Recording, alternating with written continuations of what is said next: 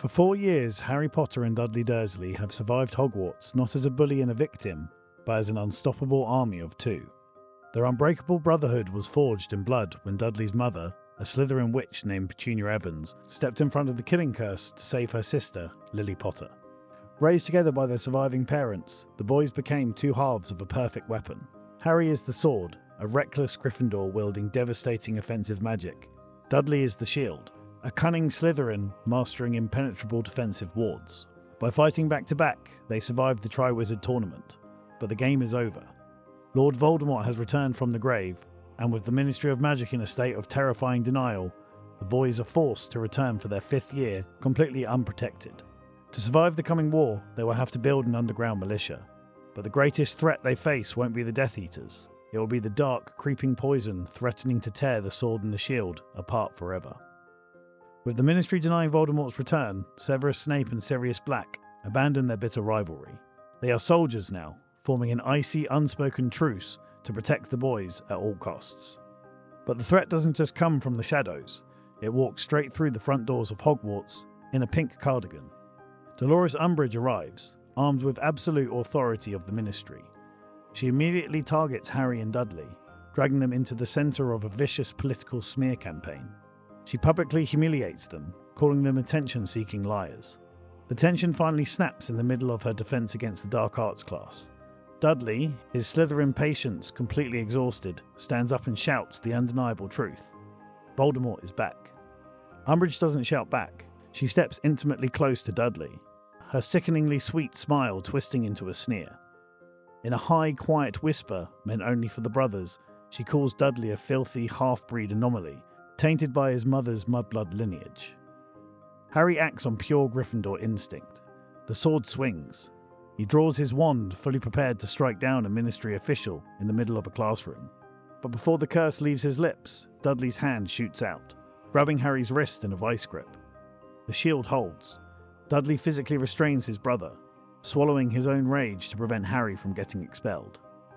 Their restraint is rewarded with torture. They are sent to Umbridge's office for detention, where they are introduced to the Blood Quill. For hours in the suffocating silence of her office, the brothers sit side by side, carving the words "I must not tell lies" into the backs of their hands. They bleed together in silent, unbreakable solidarity. But while the physical torture is brutal, the psychological warfare is far worse. Harry's mind is invaded by terrifying visions. Lily begs Dumbledore to intervene, but fearing Voldemort will use the connection, Dumbledore completely shuts his door, leaving Harry isolated in the dark. Dudley tries to logically deduce the headmaster's strategy, but as he watches his brother withdraw, logic fails him. He is terrified of losing Harry to the voices in his head. When Dumbledore is eventually forced out of the castle and Umbridge seizes absolute control as headmaster, Snape and Sirius realise the boys cannot survive alone. They need an army. For the first time in their lives, the brothers stop isolating themselves in their protective duo and look outward. Harry steps out of Dudley's shadow and forms a fierce, commanding bond with Ron Weasley and Hermione Granger. Meanwhile, down in the dungeons, Dudley uses the heavy reputation he earned in the Triwizard Tournament, and with the quiet, unspoken blessing of Severus Snape, to recruit the outcasts and survivors of Slytherin House. Together, they form Dumbledore's army in the Room of Requirement. It is a perfectly balanced underground militia. Harry leads the offense, teaching his kinetic, brutal dueling hexes. Dudley leads the defense, teaching the students impenetrable, blunt force survival wards. Gryffindors and Slytherins train side by side, united in open rebellion against Umbridge and the pure-blood elitists of Draco Malfoy's inquisitorial squad. But a militia cannot stay hidden forever. When the DA is finally betrayed and discovered, Umbridge decides to make a terrifying public example of them. She marches every single member of the underground army into the Great Hall for a mass detention. Dozens of students sit in dead silence, the horrifying scratch of blood quills echoing off the stone walls as they are forced to carve lines into their own flesh. Umbridge stands at the front of the hall, watching with a sickening, victorious smile. And right in the middle of the bleeding silence, the Dark Lord strikes. Voldemort exploits Dumbledore's absence and invades Harry's vulnerable mind, planting a vivid, horrifying vision. He doesn't show Harry an image of Sirius Black. He shows Harry an image of Lily Potter, screaming in agony in the depth of the Department of Mysteries. Harry's quill drops to the parchment. His breath catches. The careful restraint Dudley has taught him completely evaporates, replaced by a reckless, blinding panic.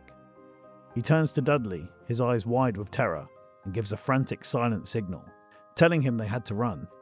But the sudden movement draws the eyes of the dictator. Umbridge marches down the aisle, her high, shrill voice echoing across the silent Great Hall, demanding Harry's total submission. She stands over him, a cruel smile on her face, demanding he pick up his quill and bleed. Harry doesn't argue. He draws his wand and unleashes a devastating kinetic curse. The spell hits Umbridge squarely in the chest.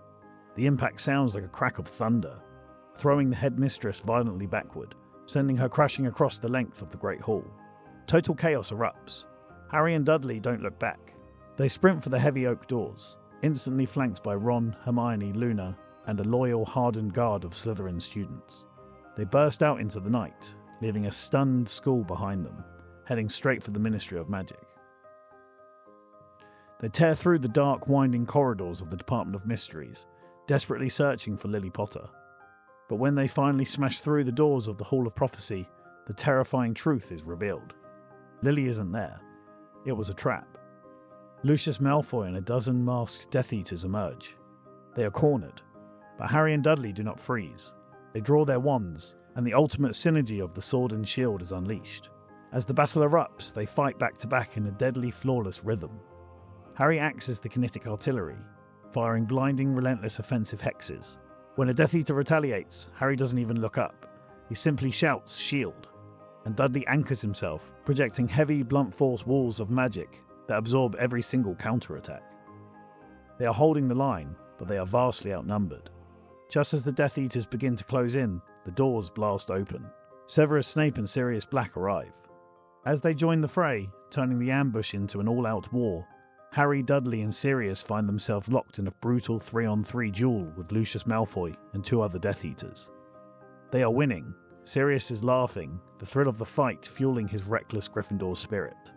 But out of the corner of his eye, Harry sees Bellatrix Lestrange emerge from the chaos. She raises her wand, aiming directly at Sirius's blind spot. Acting on pure instinct, Harry shouts the command he has used 100 times. "Shield." Dudley instantly pivots, slamming his wand down and projecting his thickest, most impenetrable wall of localized magic between Bellatrix and Sirius. But Bellatrix doesn't cast a stunning spell. A jet of blinding green light erupts from her wand. The killing curse cannot be blocked by standard magic. The emerald light passes effortlessly through Dudley's invisible wall, striking Sirius Black squarely in the chest. The laughter dies on Sirius's lips as he falls backward into the veil, gone forever. The boys are paralyzed. Snape turns and watches his former rival fall. The bitter hatred of their youth had slowly dissolved over the past year, replaced by a cold, genuine respect forged in the fires of protecting these two boys. Snape's face goes entirely pale, a flicker of genuine devastation flashing across his eyes as another casualty of war is claimed. Driven by blinding, reckless grief, Harry breaks formation and sprints after Bellatrix. Dudley snaps out of his shock and immediately runs to get Snape. Harry corners Bellatrix in the Ministry atrium. Desperate to inflict the pain tearing him apart, Harry attempts to cast the Cruciatus Curse. He fires, but the spell sparks and fizzles. He doesn't have the dark, sadistic intent to hold it. Before he can try again, the temperature in the atrium plummets. A suffocating darkness fills the room. Lord Voldemort appears. Voldemort raises his yew wand to execute the boy, but the darkness is shattered by a wave of black robes. Snape and Dudley burst into the atrium. Snape immediately steps in front of Harry, his wand raised, locking eyes with the Dark Lord. Voldemort tilts his snake-like head, mocking his former servant. He asks Snape why he insists on throwing his life away for the boy. With a cruel hissing laugh, Voldemort tells Snape he tried to spare Petunia's life, but the stupid, arrogant woman simply refused to listen. Before Snape can even respond to the venomous insult, a roar of raw, adolescent fury echoes across the marbled hall. Avada Kedavra. A flash of green light erupts, striking Voldemort directly in the chest. But the Dark Lord doesn't fall. He barely flinches. Voldemort looks down at his robes, and then looks up. Dudley is standing 10 feet away, his chest heaving, his wand shaking. Hearing his mother's sacrifice mocked, pushed the shield to try and become a sword. But Dudley is fundamentally a protector. He doesn't possess the fractured, murderous soul required to cast the ultimate dark magic. Voldemort breaks into a cold, terrifying laugh. "You have to mean it," he whispers. Voldemort casually flicks his wand, sending a lethal, perfected killing curse hurtling directly at Dudley. Snape moves with blinding speed. He slashes his wand, violently animating a massive stone statue from the Fountain of Magical Brethren, throwing it directly into the path of the curse. The statue explodes into 1,000 pieces of shrapnel. The kinetic blast throws Dudley violently backward, his head cracking against the marbled wall, knocking him instantly unconscious. Harry screams and rushes to his brother's side. The smile vanishes from Voldemort's face. His red eyes snap to Snape. The traitor must die. The two wizards lock into a terrifying high-speed duel. Snape fights with the brilliant lethal precision of a true master, holding his ground against impossible odds. But Voldemort is a force of nature. Slowly, inevitably, Snape is overpowered, driven to his knees. Just as Voldemort prepares the final blow, emerald fire erupts in the fireplace. Albus Dumbledore steps into the atrium. The headmaster draws the Elder Wand and engages the Dark Lord. It is a clash of absolute titans. The elements themselves are weaponized. Fire, water, and shattered glass tear through the hall. Cradling his bleeding brother, Harry watches the spectacular, devastating magic from the sidelines. The grief over Sirius and the terror of almost losing Dudley twist into a dark, creeping realization. He realizes that bravery isn't enough. Shields aren't enough. If he wants to keep his family alive, he needs to become more powerful. He needs to do whatever it takes to match the magic of the man fighting above him. And in that exact moment of dark vulnerability, Voldemort senses the opening. The Dark Lord abandons his physical duel with Dumbledore and violently forces his soul directly into Harry's mind. Harry collapses to the marble floor, screaming in absolute agony. In his mind, Voldemort weaponizes Harry's grief. He whispers that love is a weakness that just killed his godfather and broke his brother. Voldemort offers him a seductive, terrifying solution. "Give in to the dark, let me in, and I will give you the power to never lose anyone again." Harry is drowning in temptation, but he is not fighting alone. Snape, bleeding and exhausted, realizes what is happening. The Master of Occlumency drops to his knees next to Harry, grabs the boy's face, and uses legitimacy to violently break into Harry's possessed mind. On the psychological battlefield, Snape throws up a massive mental shields, blocking Voldemort's whispers and buying Harry time to think. Simultaneously, on the physical plane, Dudley's eyes flutter open. Concussed and bleeding, Dudley reaches out and tightly grips Harry's thrashing hand. Dudley cannot cast a curse, he cannot fight the Dark Lord, but he pushes every ounce of his stubborn, unyielding love through his fingertips, projecting a warm, heavy physical ward directly into his brother's skin. Anchored by the Slytherin's mental shields and his brother's physical touch, Harry looks at the dark power Voldemort is offering and rejects it entirely. He realizes that power didn't save him tonight, sacrifice did. With a scream of pure defiance, Harry's magical core violently expels the parasitic soul. Voldemort is thrown from Harry's body, crashing onto the marble floor just as the Ministry officials and Aurors begin to arrive. The Dark Lord is exposed. The war is no longer a secret. The Wizarding world is officially at war, but the Potter Dursley household is drowning in a suffocating, silent grief. The death of Sirius Black leaves a massive void. Lily mourns her husband's best friend. Snape carries the quiet, heavy guilt of a soldier who's lost a comrade. Dudley grieves the man who fought beside them in the dark. But Harry's grief is entirely different.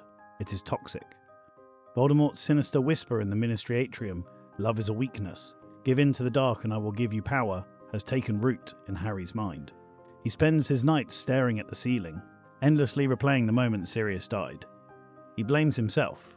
He was naive.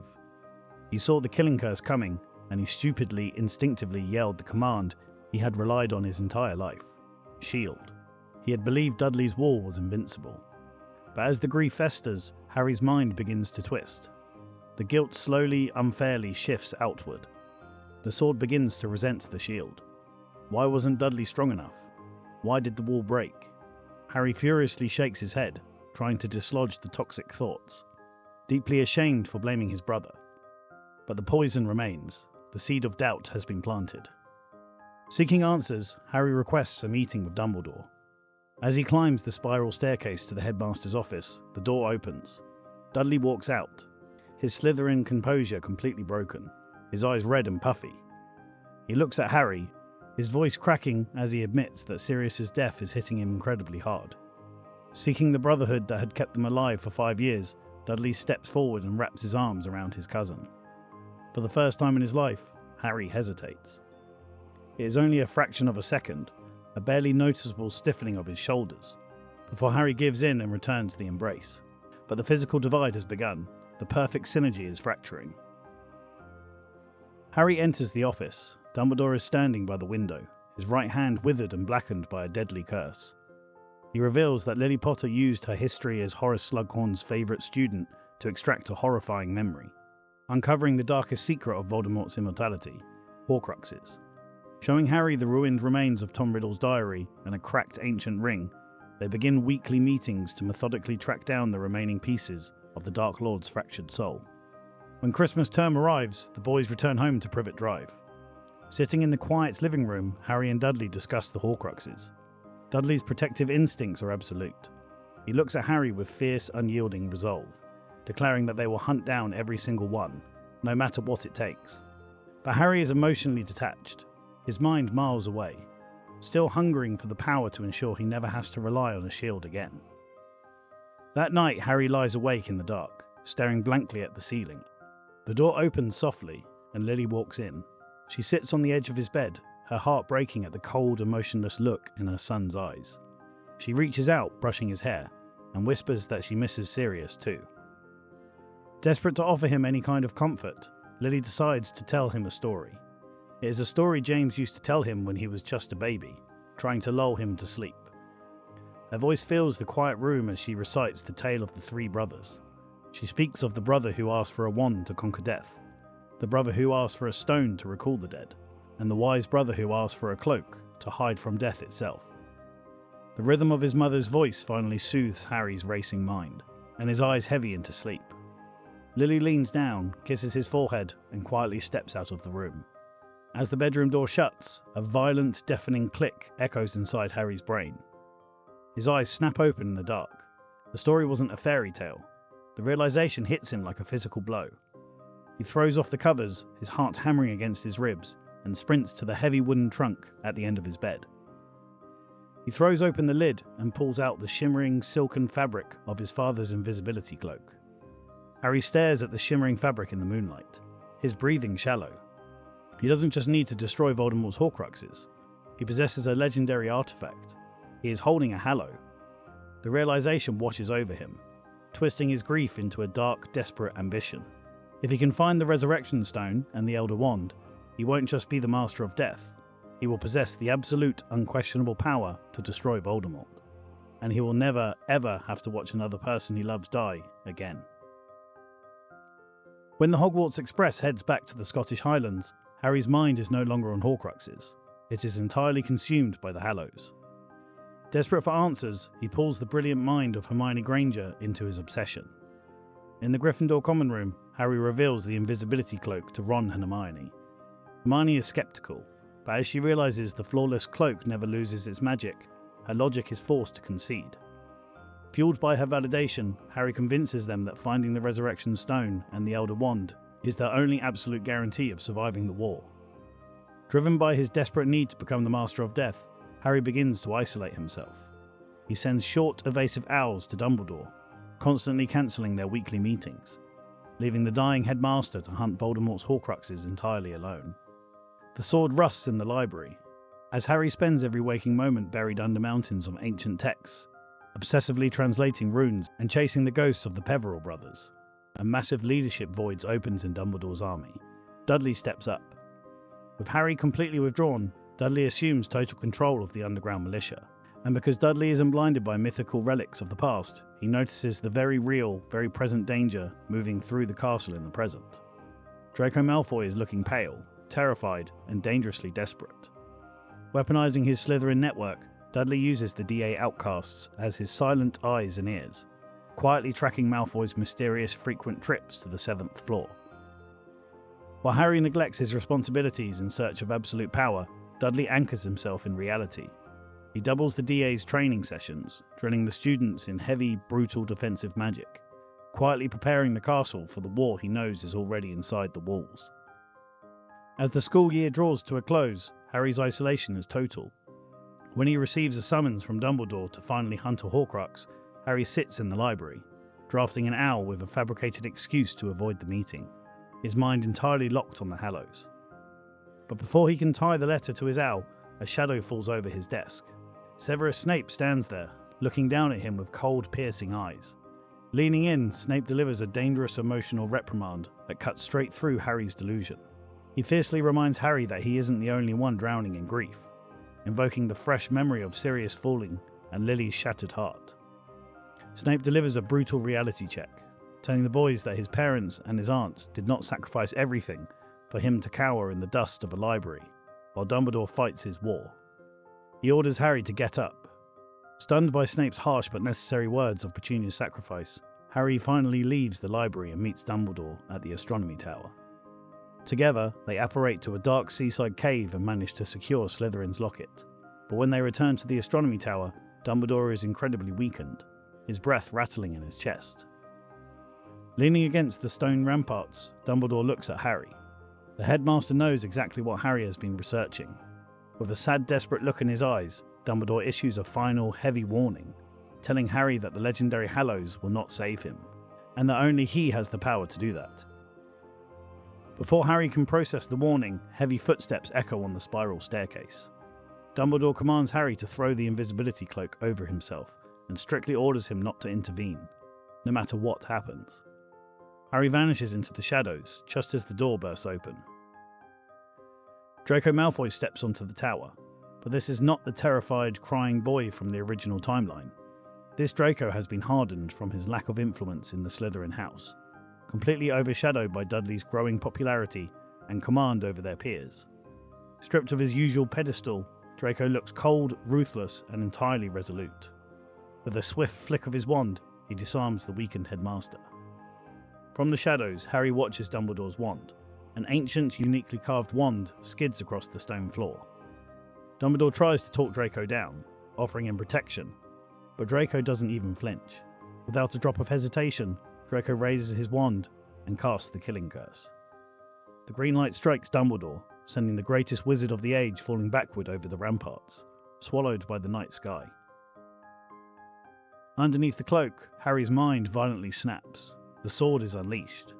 Harry throws off the silken fabric and fires a blinding, disarming charm, sending Draco's wand flying into the dark. Draco turns, looking at Harry with absolute unyielding hatred. Harry looks at the boy who just murdered his mentor. He thinks of Sirius falling through the veil. He thinks of his father dying in the hallway. The poison Voldemort planted in his mind takes total control. Harry doesn't fire a stunner. He raises his wand, channels every ounce of his grief and rage, and unleashes the Cruciatus curse. This time, the curse doesn't fizzle. Harry means it. Draco screams, collapsing to the stone floor, writhing in absolute agonizing pain as the dark magic tears through his nervous system. Before Harry can lift the curse, the door blasts open again. Bellatrix Lestrange and a swarm of Death Eaters pour onto the tower. They circle Harry, raising their wands to strike down the boy who lived. But they never get the chance. This time, the heavy oak doors are blown completely off their hinges. Dudley Dursley and the Vanguard of Dumbledore's army storm the tower. Dudley unleashes a shockwave of heavy blunt force ward magic, physically slamming the Death Eaters backward, while Ron, Hermione and the Slytherin loyalists lay down a suppressing fire of counter-curses. Outnumbered and caught off guard, the Death Eaters grab the agonizing body of Draco Malfoy and retreat down the stairs, fleeing into the night. The tower falls deadly silent, save for the howling wind. Dudley runs up to Harry, his wand still raised and his chest heaving, frantically demanding to know where Dumbledore is. Harry doesn't look at his cousin, he just slowly raises his arm, pointing a trembling finger toward the empty window to signify that Draco killed him. Dudley pales as the reality of the wall crashes down on him. Trying to salvage the mission, he desperately asks Harry if he managed to get the Horcrux. Harry numbly reaches into his robes and hands Dudley the heavy gold locket. Dudley snaps it open, revealing the fake parchment inside and the mocking note from R.A.B. Dudley looks at Harry with a desperate but resolute expression, stating that with Dumbledore gone, they have to find the real locket. He insists they must hunt down the rest of Voldemort's fractured soul, whatever it takes. But Harry isn't looking at the locket. He isn't looking at Dudley. Harry is staring at the stone floor, his eyes locked onto the uniquely carved wand that Draco disarmed from Dumbledore. The wand that Dumbledore used to command fire and water. The Elder Wand. Dudley steps closer, asking if Harry even heard him. Finally, Harry turns around. His eyes are cold, dark, and utterly detached. In a voice devoid of all warmth, he tells his cousin to hunt Voldemort's ghosts and play the shield. Harry declares that he is going to find the power to end the Dark Lord himself. Without another word, Harry bends down and picks up Dumbledore's wand. The moment his fingers close around the wood, the ancient magic recognizes its new master, the boy who disarmed Dumbledore. A massive, terrifying shockwave of magical wind erupts from Harry. A blinding column of golden light shoots from the tip of the Elder Wand, piercing the dark clouds above the astronomy tower. The sheer kinetic force drives everyone back a step. The underground army watches in stunned silence, and without a single word being spoken, a tragic silent schism divides the roof. The grounded, pragmatic Slytherins naturally step behind Dudley, recognizing the shield who would lead them through the mud to hunt the Horcruxes. But Ron, the Gryffindors, and the rest of the DA step behind Harry, staring in absolute awe at the radiant, godlike power radiating from the boy holding the Elder Wand. Standing perfectly in the middle is Hermione Granger. She looks at the terrifying power consuming Harry, and then looks back at the desperate, grounded resolve of Dudley. The sword and the shield have officially been divided. And that is where we will end this chapter. For 6 years, Harry and Dudley survived the darkest corners of the wizarding world by fighting back to back. But the poison of Voldemort's whispers has finally broken their partnership, dividing the coming war into 2 entirely separate fronts. Which path do you think is the right one? Who do you think Hermione Granger will ultimately choose to follow? And when the Battle of Hogwarts finally arrives, can the sword possibly defeat the Dark Lord if it doesn't have its shield? Let me know your best theories for the final chapter down in the comments below. If you want to see exactly how Petunia Evans used her Slytherin magic to sacrifice herself for her family, or if you want to watch how Harry and Dudley fought back to back to survive the deadly Triwizard Tournament, click the videos on your screen right now to experience those stories. If you enjoyed this dark turn in our alternate timeline, please leave a like on the video. It is the best way to support the channel and let the YouTube algorithm know the magic is still alive. And make sure you hit the subscribe button so you don't miss the epic conclusion to The Sword and the Shield. As always, thank you so much for watching, and I'll see you in the finale.